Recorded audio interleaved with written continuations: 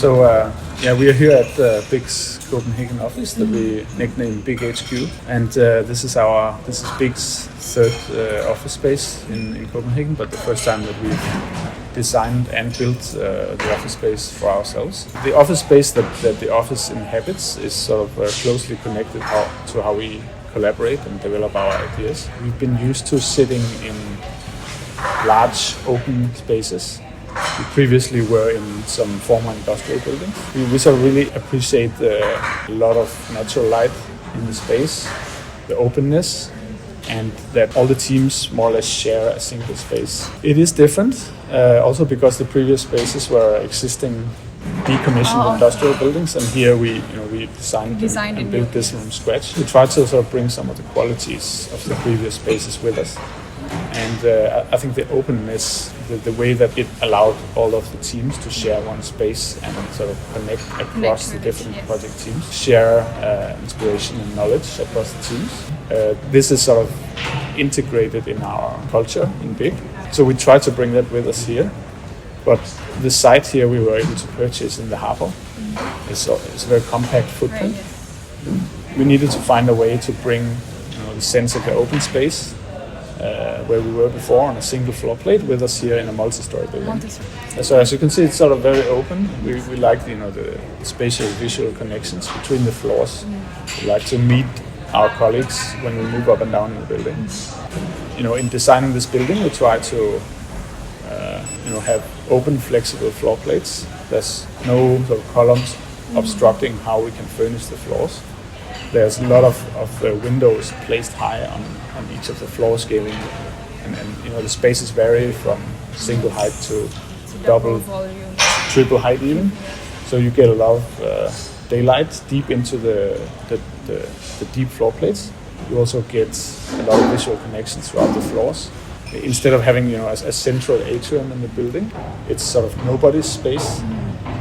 In the middle here we have sort of distributed the taller spaces throughout. Exactly. So every floor has something interesting. The way that the facade behaves, the framing of the views around us.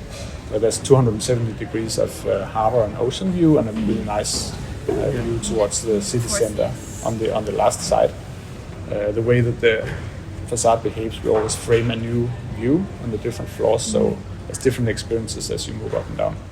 And we placed some of the shared functions in the building across the floors, so there's an incentive to also move up and down. We meet on the ground floor to have lunch together. We meet here in the morning as people come to work. Some of the other shared functions are sort of distributed, so people mill up and down on the central steel stair here, which we designed to be a showpiece, but also provide an interesting experience when you walk up and down, to encourage taking the stairs instead of the elevator. The elevator is hidden behind the shelves on the north side of the building. For services only. For service, it's a very large elevator, so we can transport our models and other practical items. Working closely together in this project between structural engineering and architects, we've designed the architecture and the structure of the building so that we have big spans using cast inside concrete elements. So we get these open floor planes, we get these big framed views of the surroundings. It enables us to inhabit the building in a flexible way, and we're always able to sort of reconfigure the floors according to the different projects and teams that are there. We try to also show here in the building part of our design philosophy, which is about making honesty and in the expression of the building, that what you see here is there's no sort of paint or finishing added on to let's say the concrete, or nothing is decorated. It sort of is what it is, and we sort of see the beauty of the concrete, of the raw steel, of the natural stone column that support just the single column there. The Douglas pine from the shelf. So everything is sort of what it is, and the natural beauty of the materials is sort of what makes the interior feeling of the building. As part of the exercise of really making the center of the building very open between the different floors, we pushed the elevator in one of the fire stairs over on the north side, where it's integrated in that overlap in the facade. Yeah. And then we have suspended the other fire escapes there on the exterior side of the building, where these stairs act as balconies, also terraces, with little green gardens for each of the floors. So that way we sort of empty the center of the building, and we turn also part of the fire stair into a recreational element for the staff, where you can enjoy the view of the harbor, and we bring some of the green elements from the park around us with us up in a spiral around the building to land on the top floor.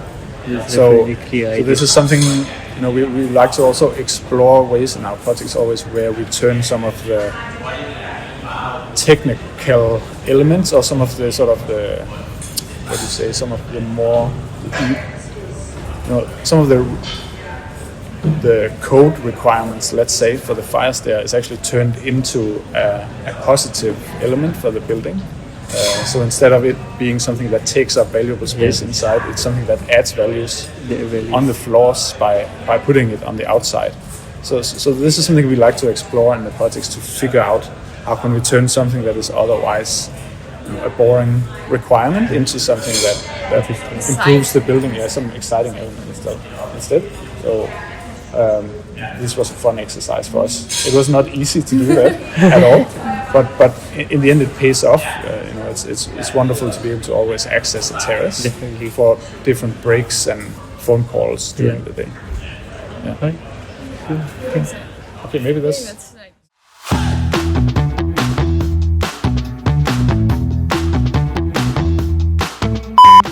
Imitate. Intimidating. Intimidating with the camera. You taught me dot.